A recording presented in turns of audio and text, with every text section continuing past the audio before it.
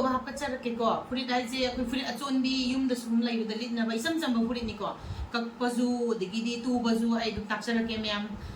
बाहर ताबी रगती मथंग दसु अतो पसु सुम आई हाप चर के दुंगा सिगी उन दी yumda लाई उधर लिट ना बा furit अचोन भी तू बगी हाप चर के ये मिनर से मैम अदुदी इन तुझे दो जिस मायना सम नने बको अदो मागी फुल लेंथ से 42 ने अदुगा चेस्ना 40 डिवाइडेड बाय 4 तौदोइने अखोइना कक्को मतमदको अदुगा 10 लेरे 10 दा प्लस अनि तौरिजिना अखोइगी हयेंग कोमहनिंगबा कनो तौहनिंगबा एक्स्ट्रा लौरिनेबा प्लस अनि जेको अदो ट्राइन थोइ लौबिरानी मागी शोल्डर्सना 14 नेको लेंगजुम से 14 अदुमा डिवाइड तौबिरानी 2 ना अदुगा 7 लाएको अदुदा हाफ इंच से आई माइनस तौवेबको खितंग हाइदी तुबदा आई दुम खरा फजेना खनबगिनिको तौरसु याय तौदरसु यायको अदुगा तरो मखाइ लौबिरानी अदो furit की अचोन बजे सिजिनेबा सिदिगिना सिबाउ जे चोन बजिनेबा खोइना 42 पामी जेको अदो मथकी सी अल तोंगान तोंगान कक्तोइनेबको सिंदी गजे ताइसिले सी तोंगान तोंगान कक्तोइने अदो सिदगिना सिबाउ जे 15 तैयार तौदोइने अदुगा सिदगिना सिबाउजिना 42 लौरनी अदुगा मथकी 30 जे खाइदो खरानी अदुगा 27 लेम होरे सिदगिना सिगी ख्वांगदगिना अचोन मखागी स्कर्ट से 27 ओइदोइनेबको अदो सी तोंगान कक्तोइने सी तोंगान कक्तोइने अनि जी तोंगान कक्तोइनेबा अदो थबा कोनबा फुल अचोन बा लेरे पुलअप सिना थबा कोनबा लेरे सिना लिंगजुम लेरे को अदो दि आई जी सिगी नाप सिदा सी फीस दा कक्सर आगे को तिगी मथक की पार्ट से कक्पगी तौजरा आगे को फीजे अचोन बजे आइना 35 सिदम तौ पिरुने सिदा 35 रेडी तौदोइने बसी मथक की से अदुगा थबा कोनबना ट्राइन थोइ लेरे अदो इतादी आई सिदगिना सिबाउ से 35 रेडी तौगदा बोइदे आई 33 लौबिरे अदुगा सिना ट्राइन थोइ चेस कोनबदो ट्राइन थोइ लेदना को अदो ट्राइन थोइ ओले अदो तादी सिदगिना लिंगजुंगी हानबदा 6.5 लौबिरनी अदुगा सिदसु 6.5 लौबिरनी अदो सि लाइन जिंगनी अदुगा सिना थबा कोनबा ट्राइन थोइ सि लेरे को लाइन जिंबिरनी सि लेरे अदुगा इंची अमा सि लाइन गी मनुंग द स्वाइन लौबिरनी इंची अमा 1 इंच सिदगी सिदा 1 इंच लौबिरनी अदुगा सि लाइन द स्वाइन समजिंबिरनी को अदुदगी सिदगिना सिबाउ से 1.5 मना 2 इंच सिदगिना सिबाउ से 1.5 अमना 2 इंच सिलेरे को 1.5 अमना 2 इंच आइन लौबिरनी अदुगा सिदा सुमाइना आइना पिरो अदुगा मना सी मनुंगी जिना furit की ममांग ओइदोइने सिना सी लाइन अनि जिगी मयाइ दा चटपिरनी सिना furit की मतुंग ओइदोइने सिना मताइ दा चटपिरनी सी लाइन जिगी मताइ दा सुमाइना ककपिरो अदुगा सिगी जिना सिदंगा साइना कोइ ट्राइन थोइ लौगरे को मथक्ता चेस के सिदना 13 लौबिरो इंची अमा हंधरगा मखादा इंची अमा हंधरगा लौबिरनी अदुगा सी लाइन जे समजिनबिरनी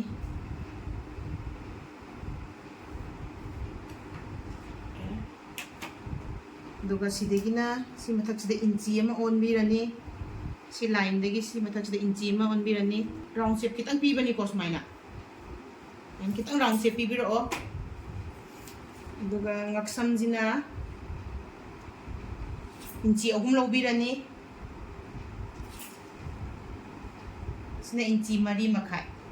आई कितंग ngaksam याम को तबि मोंग द तुजरके को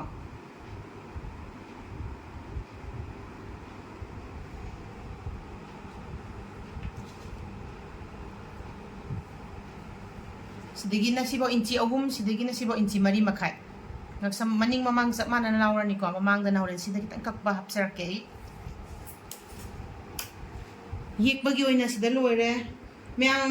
कनो तौरदी खंगदबा यावरदी मैम हैनिंगबा कैकरा यावदारगदी कमेंट तौबिरो आई दुम ताक्सरके अदो आइजु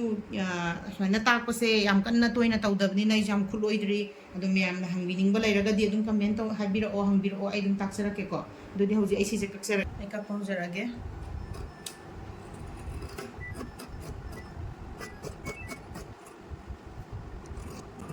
ꯁꯣꯝ ꯃꯇꯥꯏꯒꯤꯁꯦ ꯍꯥꯟꯅ ꯀꯛꯇꯣꯏꯅꯤꯀꯣ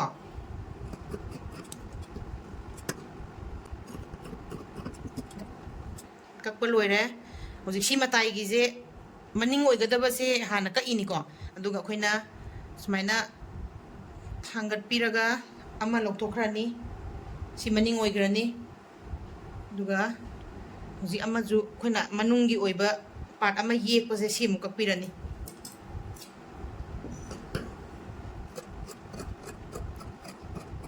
ꯑꯗꯨꯒ ꯑꯩ ꯃꯃꯥꯡꯁꯦ ꯈꯤꯇꯪ ꯏꯟꯆꯤ 2 ꯍꯥꯏꯇꯥꯔꯦꯀꯣ ꯈꯤꯇꯪ ꯁꯤ ꯏꯟꯆꯤ 2 ꯁꯨꯃꯥꯏꯅ ꯚꯤ ꯇꯥꯏꯞꯇ ꯈꯤꯇꯪ ꯑꯣꯄꯟ ꯇꯧꯖꯒꯦ ꯍꯧꯖꯤꯛ ꯃꯅꯤꯡ ꯃꯃꯥꯡ ꯑꯅꯤꯃꯛ ꯀꯛꯄ ꯂꯣꯏꯔꯦ ꯃꯊꯛꯀꯤ ꯁꯔꯨꯛ ꯍꯧꯖꯤꯛ ꯃꯈꯥꯒꯤ ꯁ꯭ꯀꯔꯠ ꯀꯠꯄ ꯑꯃꯨꯛ ꯎꯠꯆꯔꯛꯑꯒꯦ ꯃꯈꯥꯒꯤ ꯁ꯭ꯀꯔꯠꯀꯤ ꯄꯥꯔꯠꯇꯨꯅꯤꯀꯣ ꯑꯗꯣ ꯐꯤꯁꯦ ꯁꯨꯃꯥꯏꯅ 1 2 3 4 ꯐꯤ 4ꯅꯦꯕ ꯁꯤꯗ ꯊꯨꯞꯄꯤꯔꯤꯁꯦꯀꯣ ꯁꯨꯃꯥꯏꯅ ꯍꯥꯏꯅ ꯁꯃꯣꯁꯥ ꯁꯦꯞꯇ ꯍꯥꯏꯇꯥꯔꯦꯅꯦ ꯁꯨꯃꯥꯏꯅ ꯁꯤ ꯑꯦꯡꯒꯜꯁꯤꯗ ꯊꯨꯞꯄꯤꯗꯣꯏꯅꯦꯕ 1 2 3 4 ꯐꯤ 4ꯅꯦꯕ ꯁꯤꯁꯦ ꯑꯗꯨꯒ ꯁꯤ ꯉꯁꯥꯏ ꯑꯩꯅ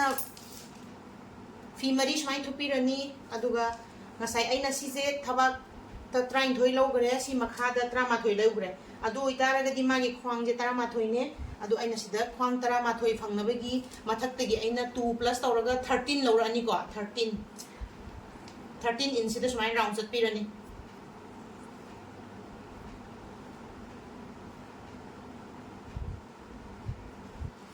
इंच लेरेको अदुदा सिजे मु येंबिरनी 13 फंगब्रा हना चपसान फंगेको सि 13 फंगनबगी प्लस तौदोइने 2 इंच अदुदा 13 लौरे अदुदा सि 13 फंगे कईगुंबा कोइना अंगांगी तू मतमदा सिजे 9 पामेने 8 पामेने सि ख्वांगजे अदु ओरगदी 2 प्लस तौरगा 10 ओनबिरोबा मथक्तगी 10 10 10 साइ राउंड चपियो अदुम फंगनी को ख्वांगजे मागी नियमने सिसे अदुगा ngasai skirt ta aina 15 minus tawgraga makha gi achonbodo 27 oigedamni ko adu silaire 27 chap chare ko silaire 27 koina smaina antang yi aga thambiramo 27 sida aduga pai gi mathak sidagi 27 bawje kya no ani yingbirani adu 40 tare ko si 40 se smaina 40 inch mathak sidi sukleng leng dabida 40 inch 40 inch 40 40 40 smaina dum round chatoine ba अदु लोइरगा मखागी skirt से दुम लोइरेको अदु तारदे आई अमतंग सिजे 40 40 दमतंग एक्सरके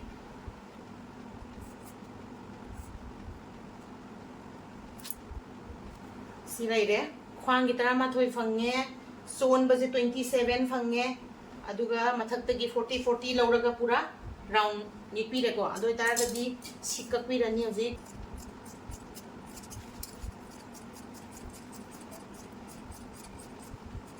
ngasai mamangi ngaksamdo tainangai gi fi folding to side ta tawra kakpirani ko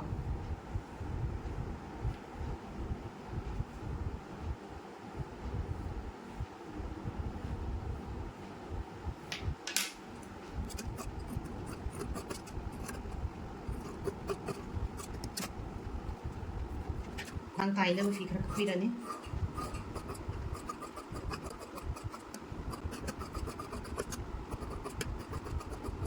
दुदी मैं आई tuba अमु हजरागे tuba की उचरागे दुदी आई हौजी ngasai ngaksam gi kakkhibado si ngaksam hapase hana taizarage ko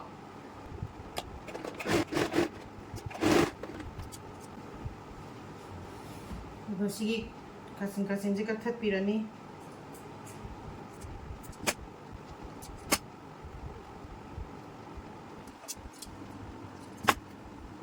ngksam taiba loire maning mamang an ngksam ani makse hape adu hoji akoina smain tawraga lingjum taisin birani ko ski lingjum je taisin birani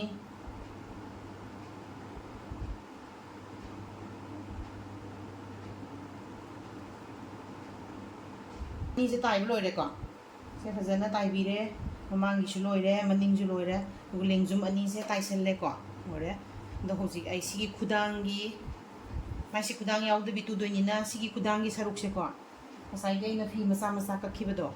सुमाइना लेरोंग असुंबा side सिदा सिजु सुमाइना side double माइ थुपसिन बिरनी को सुमाइना अदुगा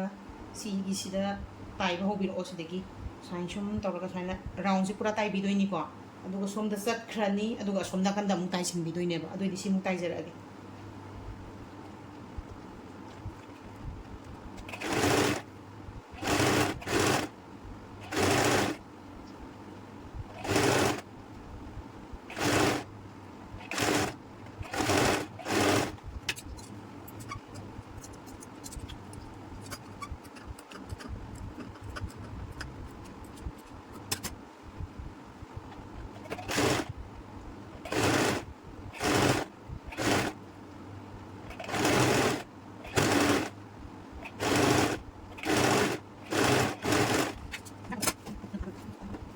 시제 따신비래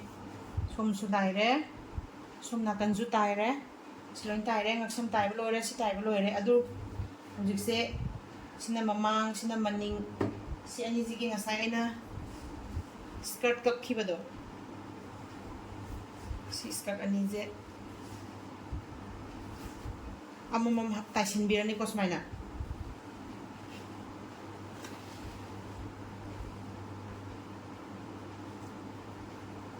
sidam taisinbirani maning side ta ma taisinbirani adu hojik sigi khwang se taisinjarage ko mya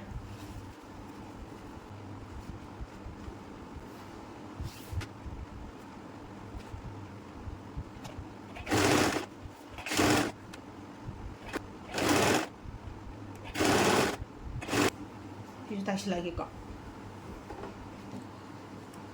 ai skirt to maning ju mamang ju loina samjenare ko tasin bire aduga ai sina phajana interlock su tawbire maning mamang loi loire hojik se samjenba gi saruk khaise loina loire hojik fitting tawbagi magi side side ki tai bese haijara age ko ngasai aina nap lobo matamda thabak kon bado magi che 40 size ki matung inadi 10 oigadamne ado aina 2 inch extra lawgibado ado 2 inch mak natraga ju kitang komlapna chi makhaim thadok piramaga sidagizda si size sida 1.5 lawbirani ko sida 1.5 lawbiro aduga sida ju 1.5 lawbiro khwang sida ju 1.5 lawbiro mathakta su 1.5 lawbiro aduga makha tarakpadi sidagidi adum kitang kitang hanjallaga size sida chi makhai makha piraga a makha boba si makha pura sang na dum tai biro ko sab manana asom nakan side si su som nakan ju loin tai shelle ko som nakan ju loin tai shen bire nakan ani mak loin tai re furit se loire aduga kano se wali ko makha gi kano se ai interlock nate piko tawrage si loire ko furit ti adu sigi makha gi je ai piko tawsan birage ko amuga mu loire ka ta mu charage furit tuba swai haitaba swai haidriba midi kitang di wanga ni ko smaina YouTube ta yengaga tawbase adubu khara haigiba midi dum yengaga tawbase su haibani adu kai gumba haitaba sinsina yamna hainingba lairaga di online do en tawsira habiro ko ai tam dum takpi gi haidare ne